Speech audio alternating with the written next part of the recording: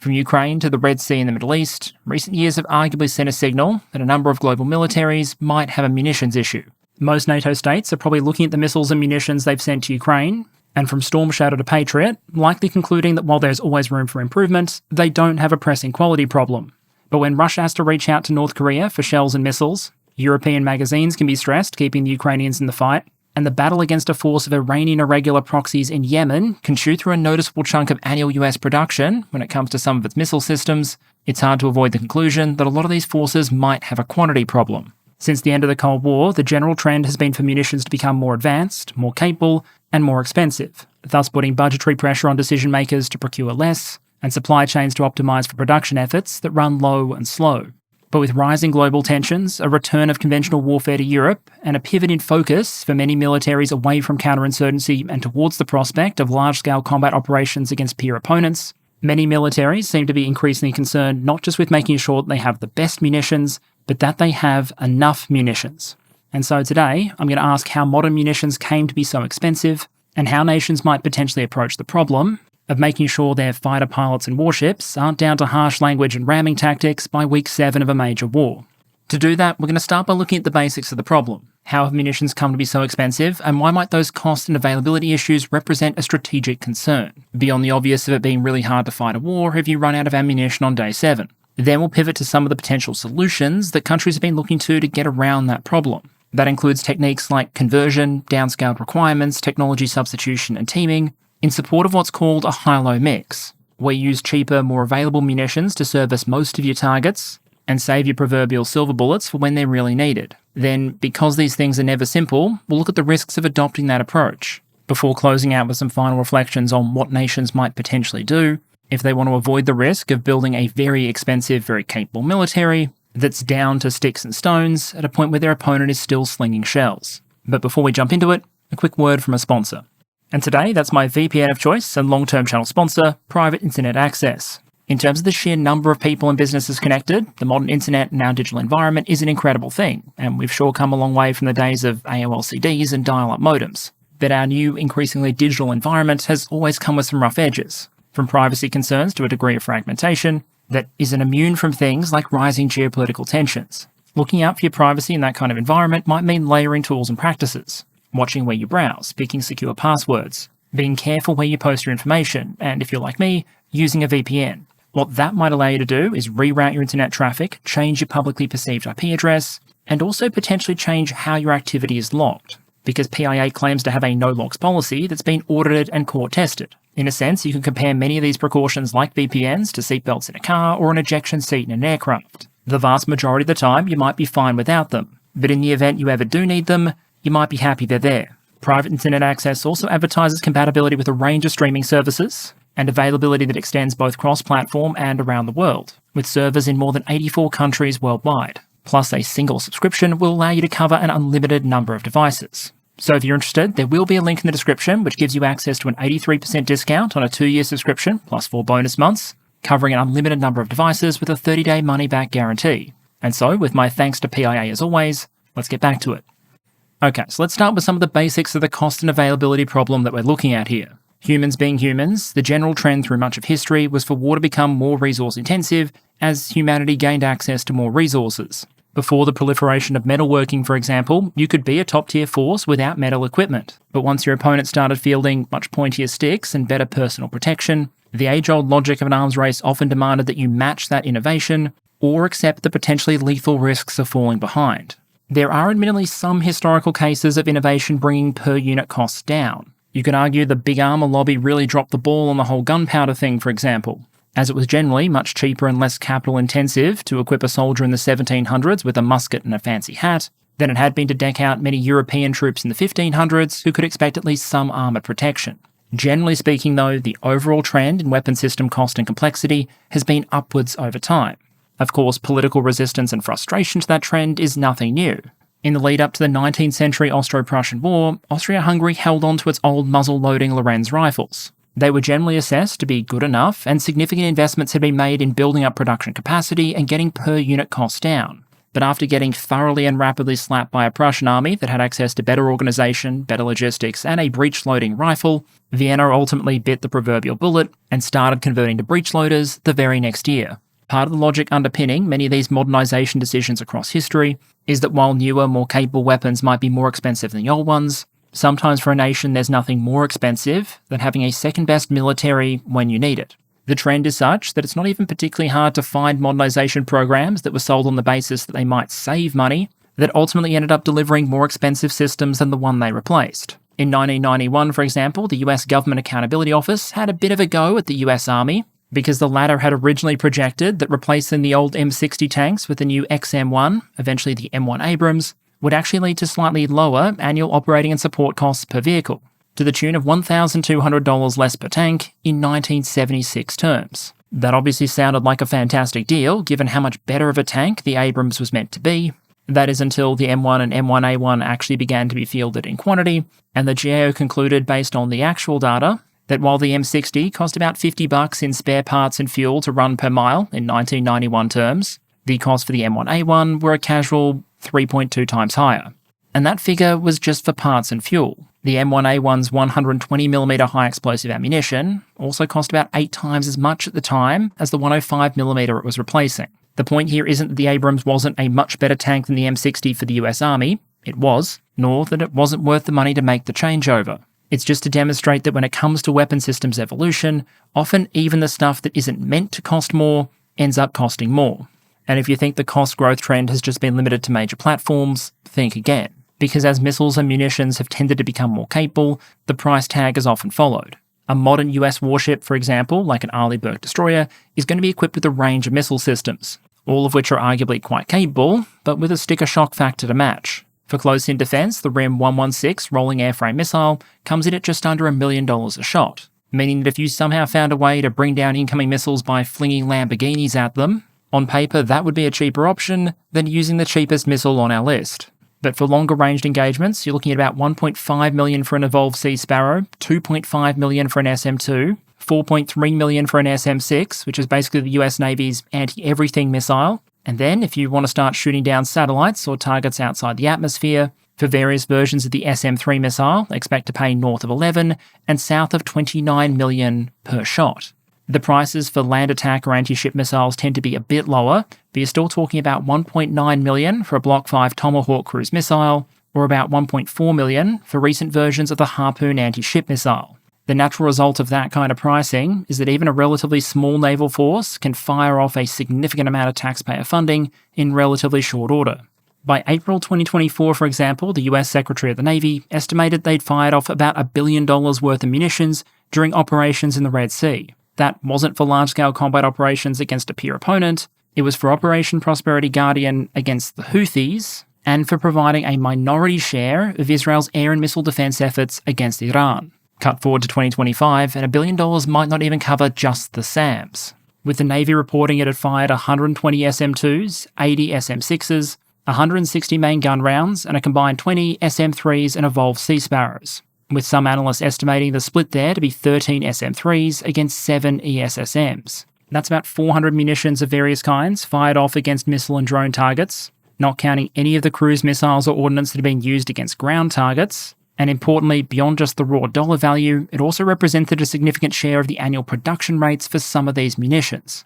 If indeed the service fired off 13 SM-3s, for example, that'd be more than the 12 SM-3 Block 2As requested in fiscal year 2025, and for each of the years out to fiscal 29, suggesting that current procurement rates aren't even enough to keep pace with the demands caused by Iran and its proxies, let alone the demands of great power competition against opponents that potentially have much larger and more advanced missile and space arsenals. And while yes, it might make for a pretty compelling soundbite to say the Russians or the US are using 7-figure missiles in order to bring down drones or glide bombs that cost 5 figures, from a defense economics and a broader strategy perspective, the issue arguably goes far deeper than the raw dollar values. Because while expense is obviously a problem, it's often serving as a partial proxy for complexity. And at the risk of oversimplifying, that complexity can end up hurting you in a variety of ways.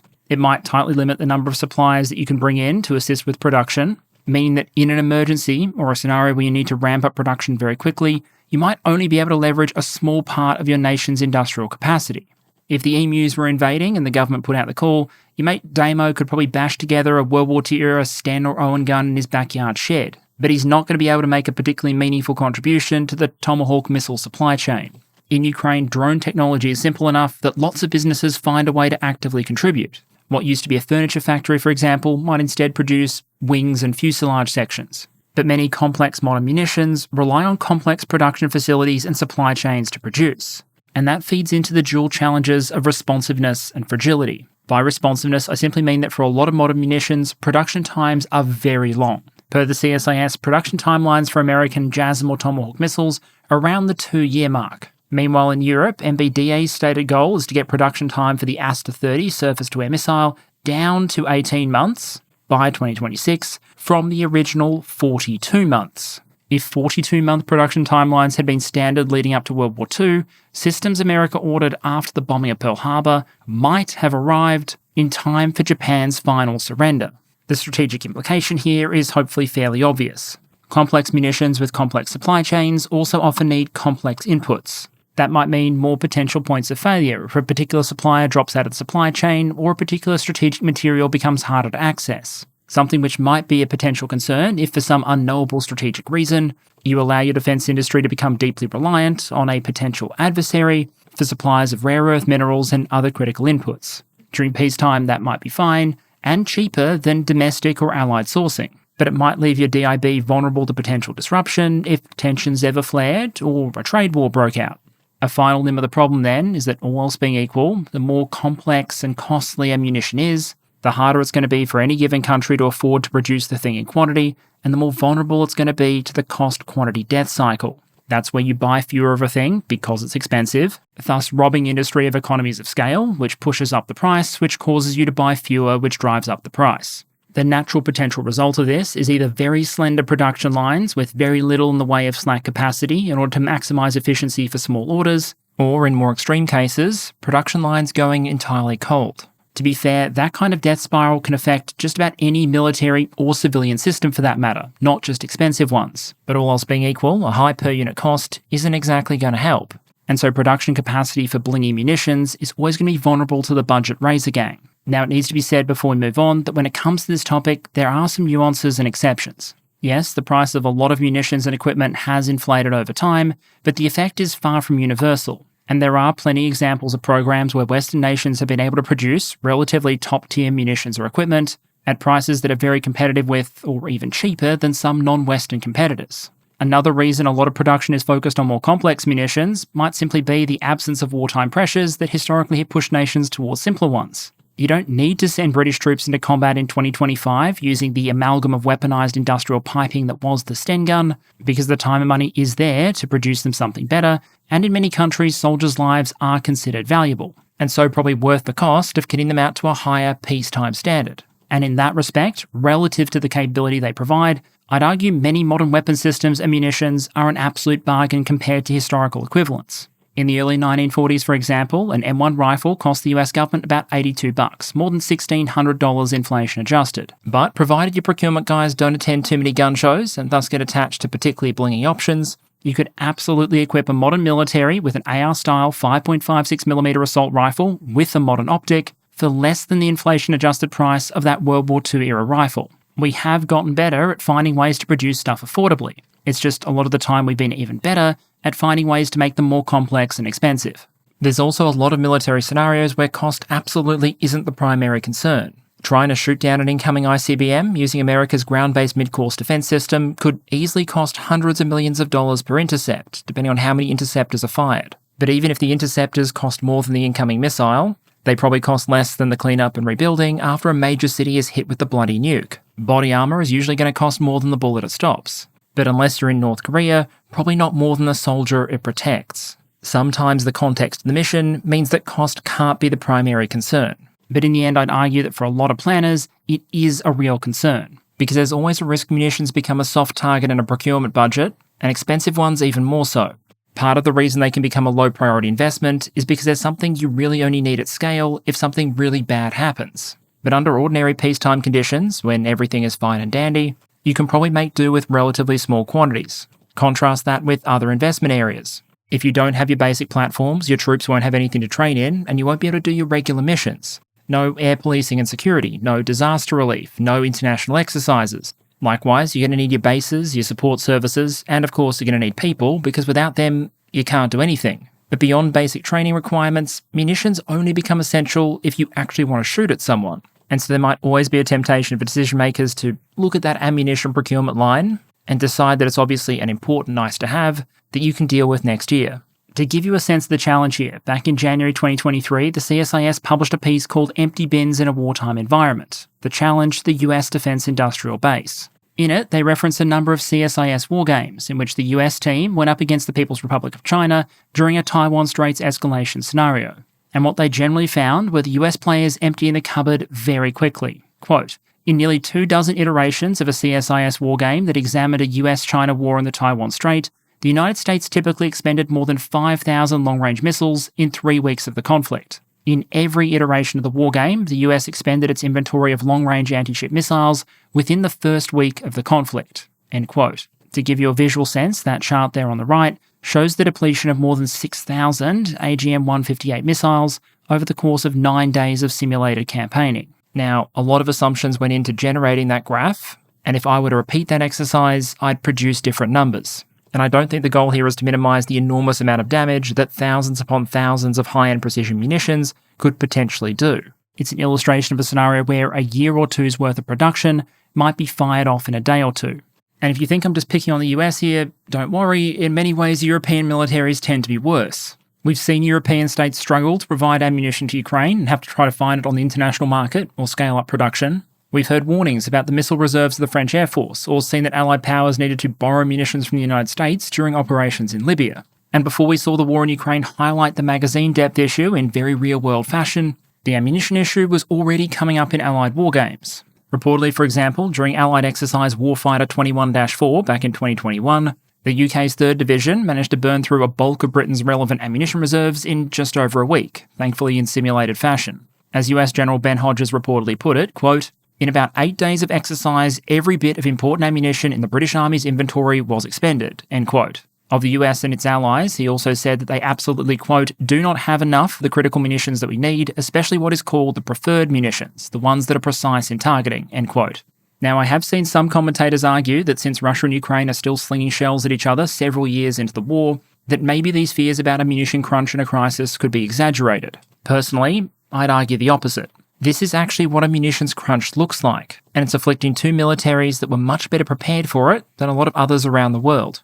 The Soviet Union was the greatest hoarder of conventional weapons and ammunition in human history. The war in Ukraine has been fought between the two largest inheritors of that old stockpile, with the smaller power supported by many former Warsaw Pact states that inherited considerable stockpiles of their own. Russia had and has one of the largest artillery ammunition production bases in the world, while Ukraine has benefited from the financial and industrial support of countries within NATO and beyond. And both of them, if you leave out drones and converted systems like glide bombs, are firing considerably fewer artillery shells and rockets now than they did in the early days of 2022. Russia's firing rate now is heavily dependent on assistance from North Korea, and its missile campaign on the rate of new production. In other words, despite starting with far deeper magazines than most NATO militaries, both Russia and Ukraine still managed to effectively empty theirs. And if you're a military with the equivalent of a 10-round magazine, and you've just watched these two countries fire through the equivalent of a 100 and 200-round belt respectively, it absolutely might raise a couple of strategic risks.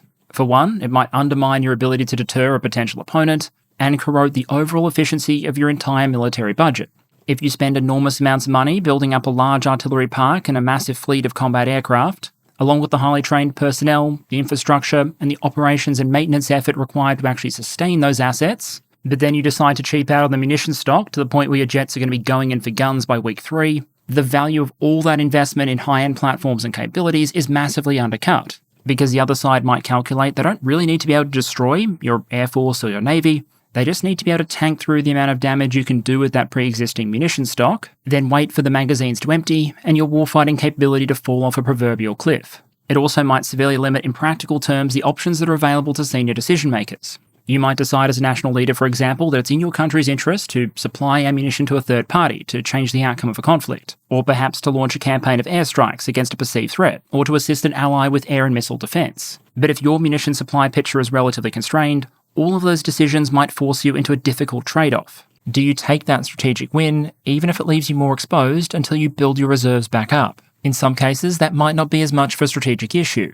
The primary reason for most European militaries to have significant arms stockpiles is to counter Russia. So by providing munitions to Ukraine, they're running down their own stocks, but they're also running down the threat, as those missiles and shells essentially do exactly what they were built to do. The US, for its part, also appears to have tried to mitigate that risk when it comes to the war in Ukraine, by mostly supplying the kinds of vehicles and munitions that wouldn't really be at an absolute premium in an Asia-Pacific scenario, and where equipment has been supplied, seeking money from Congress to replace it with new equipment. But it's harder to make that argument about US operations in the Red Sea or supporting Israel against Iranian missile attack, because at the end of the day, a Tomahawk or SM-3 fired by CENTCOM is one that can't ultimately go into the magazines over at Indo-PACOM. From a technical, as opposed to contracting or process perspective, there are at least two main solutions to the problem of expensive munitions and limited inventories. The first is just to ramp up production of your higher-end munitions. You place large long-term orders, build up the supply chain, and watch as production numbers increase and per unit costs go down. The US production rate of AGM-158 cruise missiles, for example, hit 500 per year in 2023,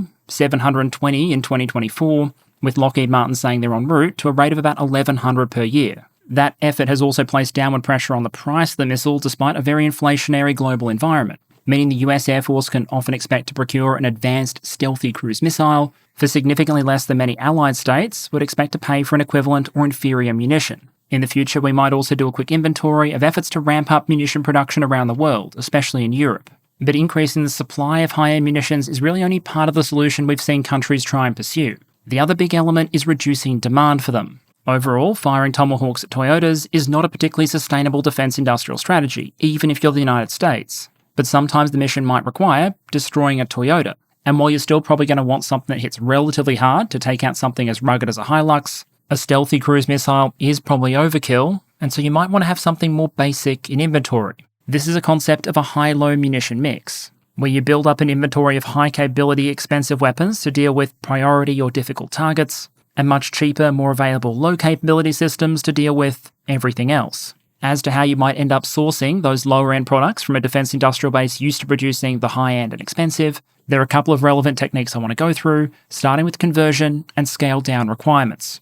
The basic logic here is relatively simple. Even if post-peace dividend, a lot of countries no longer specialised in producing large quantities of affordable munitions, during the Cold War, many of them did, with enormous quantities of usually unguided munitions being produced. And just as the Russian military has been able to live off a large inheritance of Soviet heavy equipment, many Western states have looked at those old Cold War-era stockpiles of unguided rockets, artillery shells and bombs as a very large, affordable and accessible asset. The classic example here would probably be aerial dumb bombs, America's 500, 1,000 and 2,000 pounders. To give you a sense of scale here, during the Vietnam War, the US dropped something like 7.5 million tons of ordnance, more in total mass terms than had been dropped on Korea or on Japan during the Second World War. That kind of usage meant that production numbers had to be high and per unit costs relatively low. But whereas unguided artillery shells or artillery rockets might still have a place on the Ukrainian battlefield, for example, unguided bombs now aren't considered a particularly attractive asset for planners. Even if they're generally individually very cheap, the lack of range and precision comes with costs all of its own. To reliably score hits, you're generally going to have to get the aircraft very close to the target area, and unless you're in a completely permissive punch-down of an operational environment, most commanders probably wouldn't be keen to risk a very expensive aircraft and its crew just to save a couple of bucks on the munitions, and even if they were, unguided weapons can actually run into serious efficiency issues. There are probably places you can't use them at all because of the risk of collateral damage or harm to friendly troops. Unguided B-52 carpet bombing might not be a great danger close option, for example, and even in cases where that might be an option, it might not be a particularly efficient option, because having to drop more bombs to hit the same number of targets ultimately means putting more aircraft on the mission, meaning either you're paying for more flight hours or you're just hitting fewer targets. The basic maxim here is that bombs might be cheap, but flight hours aren't. And so finding a way to add at least some precision to all of this unguided ordnance offered a range of potential benefits. Versatility, in terms of how the weapons could be used, increased survivability for the aircraft dropping the munitions, because now they could do it from higher and further away. Greater expected damage to enemy targets per bomb dropped, because now you don't need to drop as many per hit, all while potentially being more affordable than yeeting a full-size cruise missile at the target. And if that sounds like an attractive proposition, the US military agreed, as far back as the 1990s. Those things you can see on the right there are examples of the Joint Direct Attack Munition, or JDAM. And having entered service in 1999, they're perhaps the most successful example of a unguided to precision weapon conversion. The JDAM isn't really a bomb per se, it's a guidance kit. In its most basic version, you essentially get a tail and body kit, complete with a GPS guidance system, that you can bolt onto an old 500, 1,000 or 2,000 pound unguided bomb. And in the process, turning accuracy from a skill issue into a technical one. Depending on the version and method of delivery, a JDAM with a good GPS signal could expect to have a circular error probable of between 5 and 10 meters. And when you're talking about setting off hundreds of kilograms of high explosives, for a lot of target types, that's probably good enough. Meaning that suddenly the United States and its allies had a reliable way to put warheads on foreheads, for a price point less likely to turn the accounting section into collateral damage every time there was a major air campaign. The US and its various allies bought JDAM in quantity. In 2019, Boeing's production capacity reportedly topped out at 180 kits per day, 45,000 per year. US Air Force purchases topped out at almost 31,000 in fiscal year 2019, before starting to drop off thereafter. The service requested 37,000 JDAMs in 2020, but only got 25,000 from Congress. In 2021, the requested number fell further to 10,000, but that was still more than the request for small-diameter bombs, Hellfire missiles, and AGM-158 cruise missiles put together, demonstrating just how disproportionately important JDAM was in filling American magazines. By Boeing's reporting, more than 500,000 of these kits have now been produced. They've been provided to a multitude of countries, including the Ukrainians, who've used them on Russian targets, both in the standard JDAM form and the extended range JDAM ER, basically a version of the kit which also adds fold-out wings to get more range out of the munition, something which is particularly useful in the Ukrainian context, where aircraft are generally deploying the bomb from relatively low altitude, and so need as much range built into the weapon as possible. It's interesting to note that while production emphasis had generally moved away from JDAM after the US withdrew from both Iraq and Afghanistan, rising global tensions and munition consumption rates in the Middle East and Ukraine appear to have once again left some US decision-makers nervous about their munition stocks, with a $7.5 billion contract being awarded in 2024 for production out to 2030. And over time, we've seen the number of roles these conversion kits are meant to be able to fill continue to increase. A recent example here would be the creatively named QuickSync.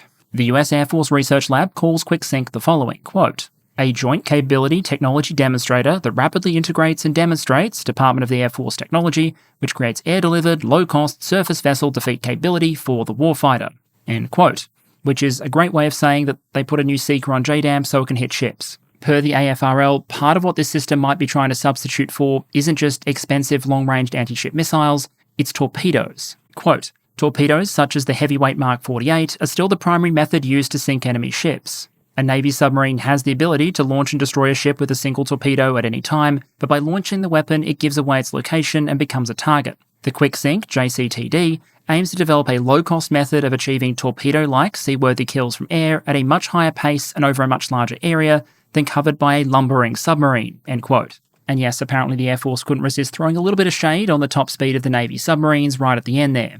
While using QuickSync against major enemy surface combatants in a large fleet with a lot of anti-aircraft firepower would obviously be a interesting decision, if you go back to that underlying logic of the high-low mix we discussed earlier, that isn't what you would use a system like this for. Well-protected, difficult enemy targets would presumably be the job of the submarine fleet or long-range stealthy cruise missiles. But the Pacific Ocean is a big place, and if you expect there to be very large numbers of small support ships, like small transports for example, roaming about, or maybe you're even potentially concerned about things like larger unmanned vessels, a $4 million torpedo and importantly submarine mission time might not be the appropriate solution, if instead you can just scramble a jet to the area with enough onboard bombs to sink multiple vessels in a single sortie.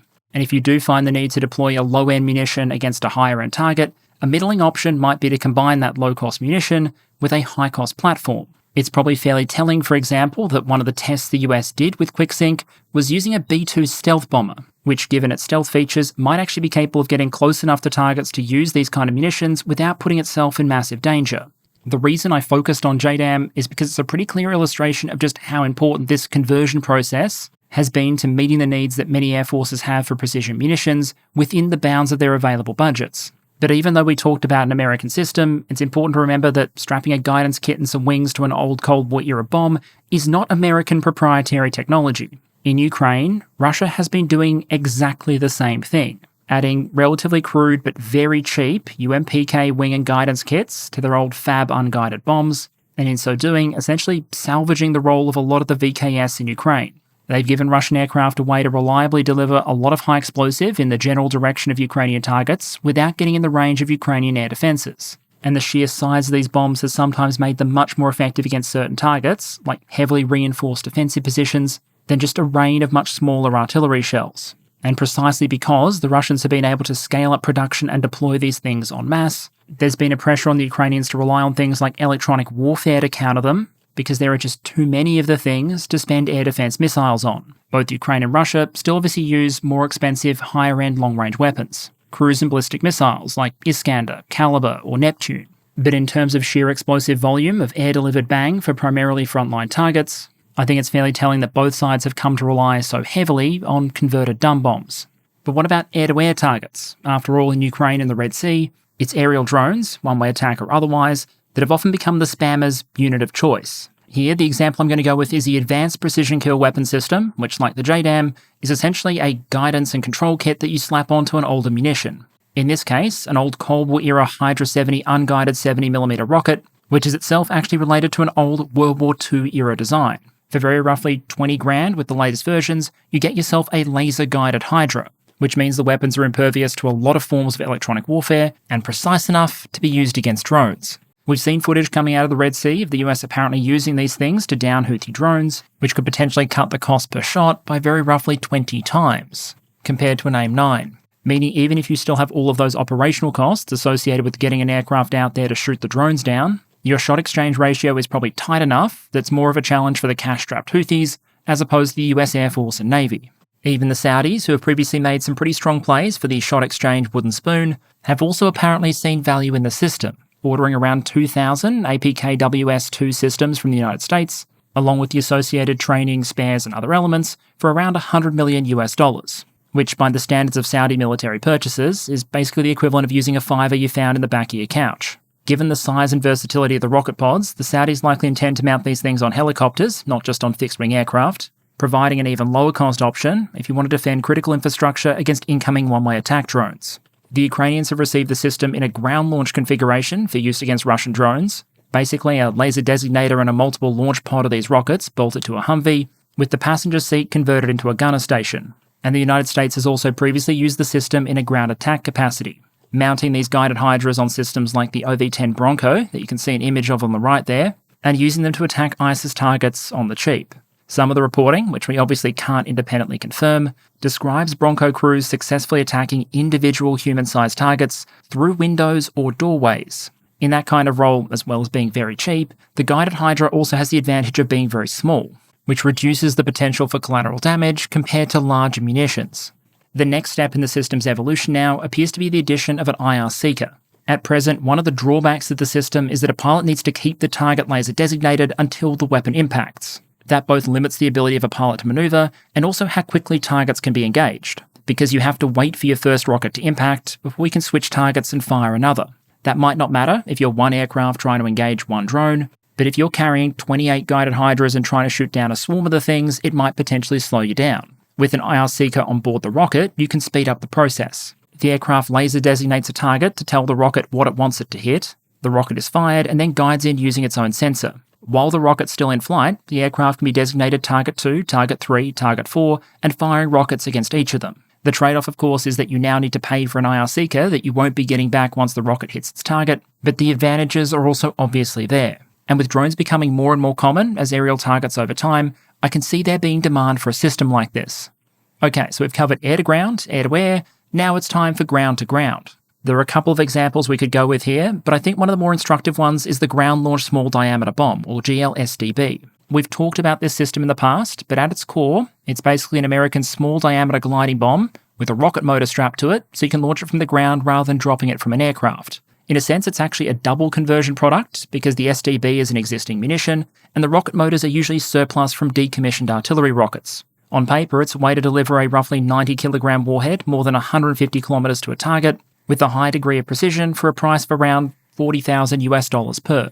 Those characteristics made GLSDB a natural fit for Ukraine, especially before the delivery of things like ATACMS was authorized. and it's generally reported that a small number of units were sent to Ukraine for testing back in 2024, where they were apparently found to be a bit mid. The Russians claim to have shot some of them down using air defense missiles, which is probably indirectly a win for the Ukrainians given the cost discrepancies involved. But the biggest issue appears to have been Russian electronic warfare, which degraded the accuracy of the GPS-guided weapons to the point where they just weren't the effective option they were meant to be for engaging targets out to 150 Ks. More recently, it was reported that a new batch was sent to Ukraine that had been modified to resist Russian electronic warfare, and we wait to see how those ultimately perform. But I also think it serves to highlight both some of the advantages and potential drawbacks of the conversion approach.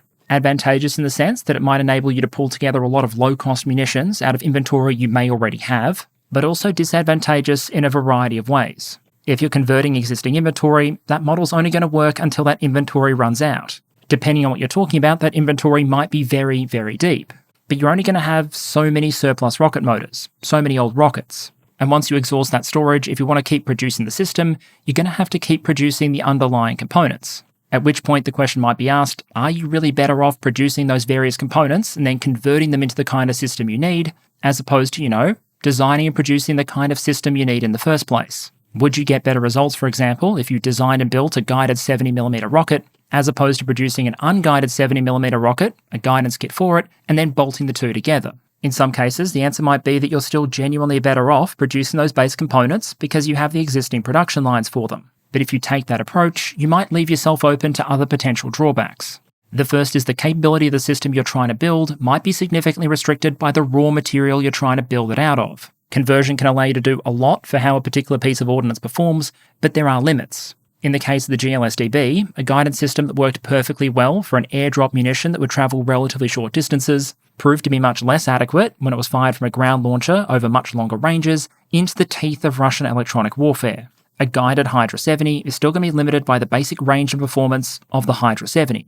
And as a very general rule, the more radical your attempted conversion, the more radical the capability shortfall might be. And if you let the good idea fairy take the process of conversion too far, following the much-travelled path of wouldn't it be great if, until you bolted capability after capability to your ancient system, there's a risk you ultimately lose the very thing you were trying to achieve with the conversion process in the first place, a cheap low-end munition that you could source in quantity. To illustrate the risk, for a long time, Boeing has proposed a powered version of the JDAM, where you take a standard JDAM ER, complete with the wing kit, and then modify it to take an engine, essentially completing the evolution of your Cold War-era gravity bomb into a miniature cruise missile.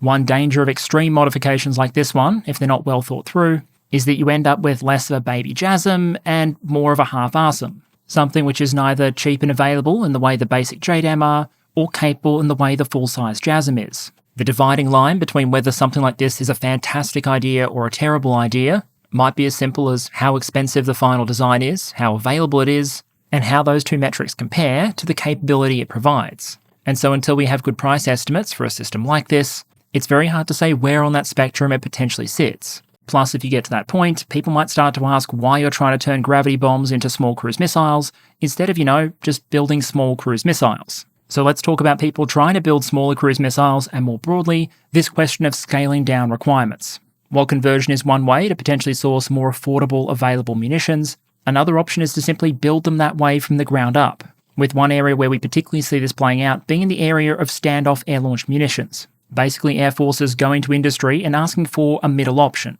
between a conventional full-size cruise missile that delivers 100 plus kilograms of high explosive hundreds of kilometers through the teeth of enemy air defenses for a 7-figure price tag, or existing shorter-ranged air-to-ground munitions that might force the aircraft to get closer to opposing air defenses and put itself at greater risk. Reportedly, for example, both the US Air Force and US Navy are on the hunt for relatively similar weapons. The Air Force for the Extended Range Attack Munition, or ERAM, which would be a smaller, cheaper, mass-producible cruise missile with a range of about 250 miles, and the Navy for the Multi-Mission Affordable Capability Effector Weapon System, which would likely also be a smaller, cheaper, air-launched cruise missile with a range reportedly of between 200 and 300 miles. This thing obviously wouldn't be duplicative with the US Air Force effort though, because it has a different acronym and would need to be optimized for naval targets. And beyond these two, there's a range of other concepts, ideas, or programs that we can point to as clues for what the US military might be working towards. Back in 2024, it was announced the Pentagon's Defense Innovation Unit was leading the Enterprise Test Vehicle project, which was intended to identify, demonstrate, and test various technologies helping to work towards something that was, quote, capable of deployment en masse through multiple launch methods, creating an overwhelming dilemma for any defending adversary, end quote. This, meanwhile, is the Cargo Launch Expendable Air Vehicle with Extended Range, or CLEVA, that we saw tested back in 2020. The idea here was apparently to demonstrate a long-range, high-precision, unpowered weapon that could be produced relatively cheaply and then shoved out the back of cargo planes to destroy precision targets at long range. Oh, and also back in 2020, there was a US Air Force test of a low-cost jet engine through the so-called Grey Wolf program, adding yet another clue to the concept we're starting to see crystallise in the middle of the 2020s. If we were to build a stereotype of the kind of weapon that the US military and several contractors appear to be moving towards, it would go something like this. You're looking at something with the range of a conventional cruise missile, but considerably smaller. A modular payload somewhere in the double-digit range that might be a warhead, might be an electronic warfare payload, might be a sensor package, etc.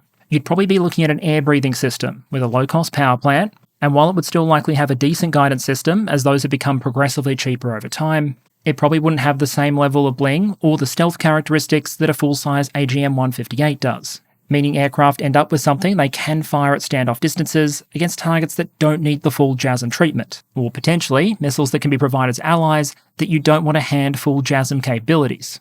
Before the change in US administration, for example, the US Air Force explicitly linked ERAM to Ukrainian requirements, describing it as, quote, pivotal for accelerating Ukraine's capability to meet warfighter needs efficiently and effectively provides an affordable mass weapon to be produced at scale, end quote.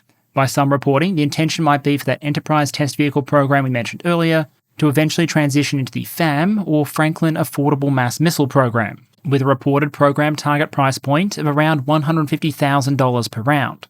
With a double-digit kilogram payload, you'd then very roughly be looking at a missile that provided 10% of the payload and nearly 100% of the range of a base model JASM for about 10% of the price. Where we have started to see concepts from private industry that might fit to this category, they have seemed to share a lot of those characteristics. Anduril's Barracuda 500, for example, is advertised as being able to lug a 45-plus kilogram payload, more than 500 miles. Meanwhile, Lockheed Martin is reportedly testing its common multi-mission truck, a system it calls the Comet, which, you'll never believe it, is a modular system capable of delivering a double-digit kilogram payload, roughly 500 nautical miles, for a price of about $150,000. Through interviews, Lockheed Martin has also given us a couple of other clues about the potential usage and production rates of the system. They've explicitly said it would be deployable from cargo aircraft in rapid dragon fashion, and when talking about the prospect of distributed production, they reportedly said, quote, we can stand up multiple production lines in the US and partner nations, each of which might produce, say, 2,500 units, and we can add more sites as needed, each boosting production by another 2,500 units. A major potential advantage of these kind of scaled-down systems, beyond just avoiding overkill and potentially generating a lot more magazine depth, is also just the fundamentals of the form factor itself. These are just smaller missiles, and that can have massive impacts on how many an aircraft can carry, and potentially how it can carry them. The F-35 can carry a full-size JASM, for example, but it has to do so externally, meaning, ironically enough, the stealthiness of your stealth fighter might be compromised because you don't have a stealthy way to carry a stealth missile. The Navy, at least, though, has specified that Mace needs to fit inside the F-35 weapons bay, potentially meaning the aircraft can still carry it while in a stealthy configuration. The Air Force has already found an option for a full-price cruise missile that fits in the F-35 weapon bay, the Norwegian Joint Strike Missile, but they too might be drawn to a more affordable, internally carried option.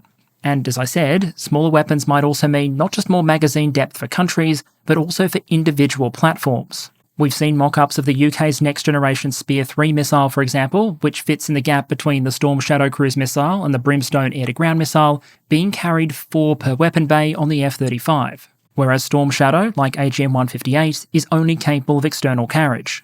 And those guided Hydra 70 rockets we discussed earlier, the ones being used to down drones over the Red Sea, those are fired from rocket pods.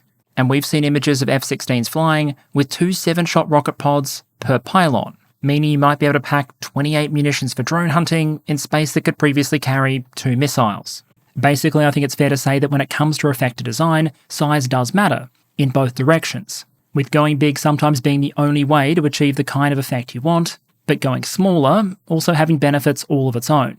Air forces are also not the only services around the world going out to industry asking for cheaper, often smaller options. The US Navy, for example, which is used to paying north of $4 million per torpedo for Mark 48s produced at a rate of about 10 per month, was reported to have entered the early testing phase for the Rapid Acquisition Procurable Torpedo, or RAPTOR, back in 2024. The goal reportedly is twofold. a torpedo that can both be produced more cheaply, less than $500,000 per unit, and also produced more quickly, with all the components necessary being produced within a single year. If the US Navy had that kind of system, you can imagine submarines reserving their Mark 48s for high-capability targets, like major warships or enemy submarines, while Raptor might be there for less capable quarry, like enemy transport ships. But it's important to stress a key part of what the Navy is trying to achieve here is not just a cheaper torpedo, it's one that's more procurable, less vulnerable to supply chain challenges. As Captain Chris Polk, the Navy's program manager for undersea weapons, reportedly put it, quote, "What Raptor is, talking about supply chain challenges,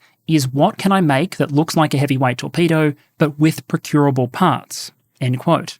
It's hard to know for sure, but procurable used in that sense is often code for commercially available off the shelf. And being only a step or two removed from being able to source some of your weapon components on Amazon in a crisis has potential implications not just for cost, but for production responsiveness. If the US builds the Freedom Missile 7000 with custom hardware so good that it can reliably hit a hypersonic fly at 300 kilometers, that's great, but the only ones making those custom parts are the ones producing them for you, and you're going to be reliant on their capacity to scale up in an emergency. Meanwhile, in Ukraine, we've started to see both sides field greater and greater numbers of precision-guided weapons, many with autonomous targeting solutions on board, but those systems might use commercially available batteries and engines, see with a commercially available thermal camera, and run their autonomous targeting system on a $100 NVIDIA Jetson chip. So the advantage is not just that those things are cheap, it's that they're available in massive numbers, because the civilian market is just that much larger than the military one. In an emergency, scaling up might be as simple as buying up the available supply, or using legal tools to divert civilian production for military purposes. Now, in practice, outside of extreme conditions like Ukraine, there are a lot of barriers against the military adopting systems that use a lot of off-the-shelf civilian components, but it is possible. And it will be interesting to see if, as the pressure to rebuild arsenals grows, we see nations moving more and more in that direction. A big asterisk to close out this section, though, is the question of just how much you choose to downscale that initial requirement. How much capability are you willing to give up, and how much smaller, cheaper, and more available do you want to go? Because the danger is ultimately twofold. If you don't cut far enough, you might have been better off just mass-producing your original, more capable weapon system and try to bring costs down that way. But if you cut down the capability level too much, you might not end up with a particularly useful system. An aircraft only has so many pylons, a submarine can only carry so many torpedoes. And if your munition isn't good enough, then it might not win the competition for those limited spots in the first place. And what I think that highlights is that it's important not just to treat these efforts like engineering projects, but to engage military insight, experience, and wargaming early in the process to make sure the requirement you're trying to solve the engineering problems for is ultimately something the military will end up using. Moving on, if you take that basic logic of trying to reduce the demand for your limited reserves of more advanced munitions by developing cheaper, more available versions, a natural extension might be to find a way to try and use a completely different technology entirely. In part out of sheer harsh necessity, this kind of substitution is something we've seen an immense amount of in Ukraine. A shortage of man-pads and air defense missiles to bring down incoming Shahed-style drones, for example, saw the large-scale adoption of mobile teams using things like heavy machine guns and autocannons. A shortage of just about every kind of naval system and munition you care to name forced the Ukrainians to turn to naval drones as their primary anti-surface threat. And after several years of war, I think we've seen some patterns emerge about Russia and Ukraine's success in using drones of various kinds as essentially a cheaper, more available substitute for all kinds of alternative munitions. The observation I'd make is that drones have generally struggled to totally replace anything, but they've been extremely successful when it comes to partially replacing just about everything. Cruise and ballistic missiles are still vital for long-range strike, but most of the weapons launched are now one-way attack drones. Surface-to-air missiles are still vital to defend against high-end threats, but a lot of drones and lower-end systems are now being shot down by other drones. Artillery is still essential, but a lot of the targets both sides would engage if they had infinite artillery ammunition are now being engaged by drones instead. Advanced ATGMs like Javelin are still very valuable, but they're rare enough that in a lot of cases if a drone would do the job, it'll be used instead. If you want to destroy an abandoned tank out in the grey zone, for example, so the other side doesn't recover it under the cover of night, well, it's probably going to be drones dropping grenade down hatches until the thing catches fire, as opposed to someone letting rip with a six-figure missile. Across a lot of munition categories, both sides probably have a lot less in inventory now than they did in the first days of 2022. And if one or both sides hadn't found a way to reduce demand for those kind of munitions by substituting in FPVs and other drones, the fighting and the war would probably look very different from what we're currently seeing. But I'm not sure it's entirely clear yet that other militaries are universally embracing that potential, for things like cheap drones and loitering munitions to be used en masse to reduce the demand for more conventional munitions in the event of a major crisis. From electronic warfare to lasers and high-powered microwaves, there are a range of other technologies that could potentially serve as substitutes in some cases. But I've covered most of those in previous episodes and won't retread familiar ground here.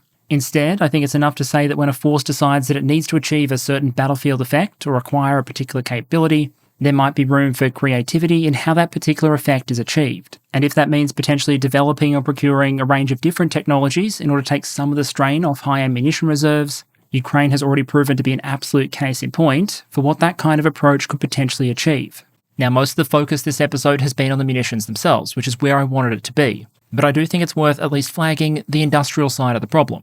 How does your ability to produce munitions relate to your stockpiling strategy? And what can you do with your industrial capacity before a war breaks out in order to reduce your chances of running out?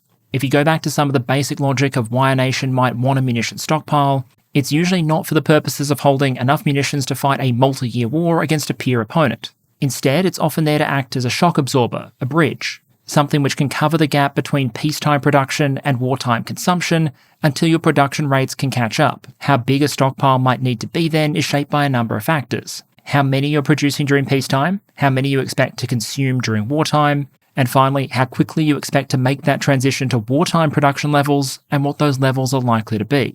It's that last element where some industrial tricks can really come into play. For example, even if you can't afford to stockpile entire fully built munitions that might age out in stockpile, what you might choose to do instead is stockpile just the very long lead time items. Maybe the 20 or 30% of ammunition that would be the hardest to scale up quickly, so if you do need to later surge your production rates, you're not going to be held back by those same bottlenecks. This might also be relevant if there are components you can stockpile that don't have the same shelf life problems as some of the others. I've seen reports, for example, suggesting that North Korea produces large numbers of unfilled artillery shells, basically just the metal component. Those are energy intensive, hard to scale up quickly, but they can also last a bloody long time on a shelf. And if the perceived risk of war increases, those hunks of metal can be pulled out of storage, packed with explosives, fused and shipped. Another relevant technique, still practiced in some countries, is to explicitly prepare civilian industries for wartime conversion. Basically, you find suppliers in the civilian sector, and you incentivize or require them to have the tooling and training necessary to rapidly flip over to some military good in a crisis, which again potentially cuts away at two major bottlenecks at getting up to wartime rates: training up a workforce, sourcing the tooling, and designing a supply chain. A softer version of that, more limited to military suppliers, would be to pay for excess capacity to be maintained. That might mean writing a condition into a contract saying that we'll purchase 200 missiles per year, and we'll pay more for each of those units in exchange for you maintaining the capacity to go over to 1,000 missiles per year within 6 to 12 months of us saying so.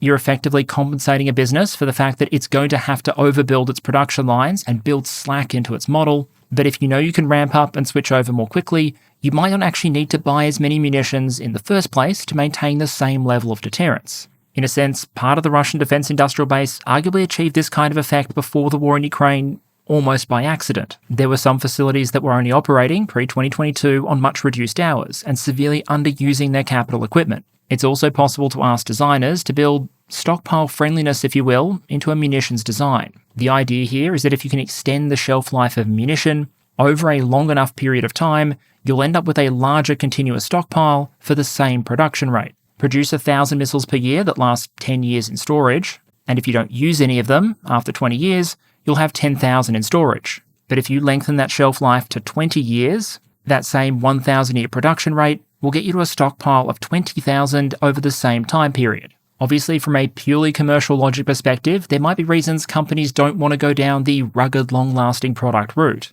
A cynical car manufacturer, for example, might not want to sell its customers a car that's still going strong with relatively minimal maintenance after 3 decades of use. Hence why there might sometimes be a reason to write longevity and storability requirements in from the outset. And then as a final example of these kind of procurement and industrial side solutions, I'll flag that there might sometimes be scope for procurement processes to smooth industrial ones. The key here is to smooth out munition buys at an adequate quantity. One of the most reliable ways to put downward pressure on per unit costs is to buy enough of a thing constantly. The challenge then is how do you mesh that goal against military budgets that might change year to year, priorities that might change year to year, and even munition requirements that might change year by year. One option, especially when it comes to high-demand systems that are consistently requested on the international market, is for militaries to set up long-term procurement contracts for economical quantities, on the understanding that if they end up buying more than they actually need, or rather more than the budget is willing to provide, those excess munitions, quote-unquote, will become available for sale to allies, potentially recouping that extra procurement cost, while also having the strategic benefit of better arming your allies. There is, of course, going to be a risk that something you want to sell doesn't end up selling. But given the potential impact you might have on per-unit costs, just by having a large, consistent, predictable order, even if you don't manage to sell all of the excess production, you might still end up in a pretty reasonable position on net, because it didn't cost you as much to buy the portion of the order you actually needed. I'm not saying in practice that would always be that simple, just there's room for creativity when it comes to procurement strategy.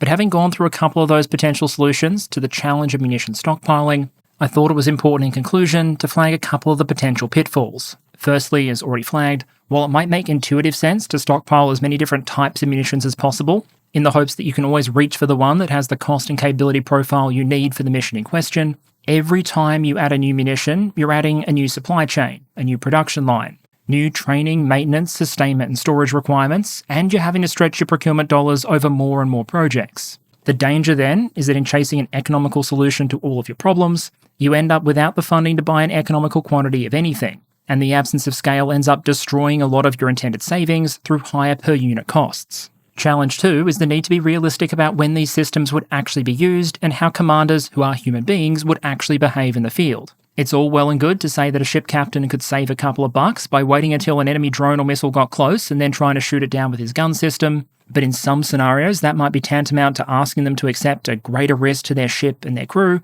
in order to save the accountants some pain. You can absolutely imagine a commander in the field deciding that the taxpayer absolutely should fork out $2.5 million to reduce the chance of something hitting their ship from 1% to 0%. Given the choice between third-hand gripes from spreadsheet warriors and writing letters to families, if you're realistic about human priorities and decision-making, a lot of time those missiles are going to fly. Hence why it's so important when designing lower-end munitions and the tactics for them, that you come up with a munition and a concept of operations that commanders and warfighters are actually going to use. A long-range, cheap mini-cruise missile that can be carried internally and actually puts the aircraft at less risk than the full-size option, for example, might be more likely to see use than something that requires you get within the air combat equivalent of knife fighting range. In cases like that, though, I think it's worth recognising that if you team drones into the system, the calculus might change. Switch from a scenario where you're talking about a manned fighter having to pick between a high-end weapon or a low-end weapon into one where you have a manned system coupled with unmanned systems, and maybe it's the drones that you might be able to afford to equip with a little less bling. Often when you're producing military munitions, a lot of the cost comes from that last 10% of capability, or that last 1% of reliability, because the consequences for losing a ship or an aircraft are so great that it makes chasing that last 1% important. But for droning at drone phase, maybe near enough is good enough. We've talked in the past, for example, about concepts like the American long shot, where instead of needing to give your aircraft a very, very long-ranged air-to-air missile, which presumably comes with cost and form factor limitations, you can instead send drone missile carriers ahead of your manned platforms and potentially have them use normal missiles. Similarly, you can imagine scenarios where a force might be running short of long-ranged anti-ship missiles, for example, and it might be potentially more willing to substitute in a more available but risky option, like quick sync, if the thing that actually had to get close enough to the target to deliver that bomb couldn't potentially draw veterans' benefits afterwards. And of course, if you are going to be fielding unmanned systems that are much smaller than the manned ones they're operating alongside, then all of those savings in terms of form factor we discussed earlier, with smaller cruise missiles or guided rockets, might have a significant payoff in terms of boosting how much firepower your drones can actually carry. We're too late in the video for me to really dig into this point, but the basic gist is this.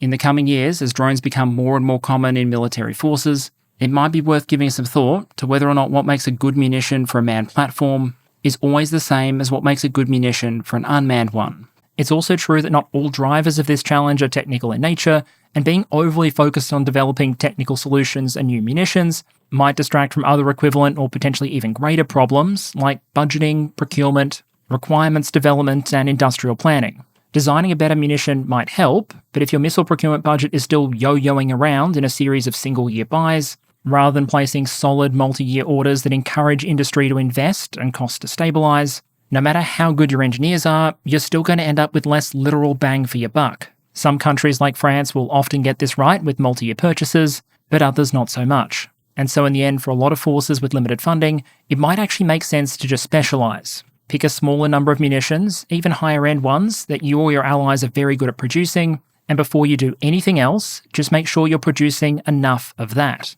whether it be basic 155mm shells or JASSM cruise missiles. Then once you're sure that supply chain is stable, you might be able to turn budgetary resources towards potentially cost-saving nice-to-haves. In reality, that logic will almost never push a force towards focusing on just a handful of munitions, but it might serve as a warning against trying to chase savings by just adding more and more designs to the stable. That said, even if there are risks and other drivers of the problem, the technical approach can probably help. The war in Ukraine has demonstrated the potential for mostly off-the-shelf technology like drones to substitute for a range of more expensive, more specialised systems, while also demonstrating the overwhelming importance of making sure that some of those exquisite capabilities remain in inventory. Ukraine and Russia have started to make those adaptations because they've experienced a munition shock firsthand, with soldiers on both sides paying the price. Other militaries now have the dual luxuries of watching that experience to warn them of the danger, and the time to potentially avert it. What remains to be seen is how effectively that time will be used. And okay, brief channel update to close out. Firstly, thank you to all of you for your patience with this one. My preference was to avoid asking my sound guy to work on Easter Sunday, so thank you very much for being understanding when it comes to the Monday release. This video has been in the works for a while, and I think it starts to touch on a wider topic that we're going to have to unpack more in future, including how efforts are going to ramp up productions of specific munition types, like artillery shells in response to the war in Ukraine, and also the issue of military platforms, think aircraft, ships, or armoured vehicles, becoming so expensive that economical procurement is becoming harder and harder, and what can potentially be done about that. For the moment though, let me just say thank you very much to all of you, and I hope to see you all again later this week.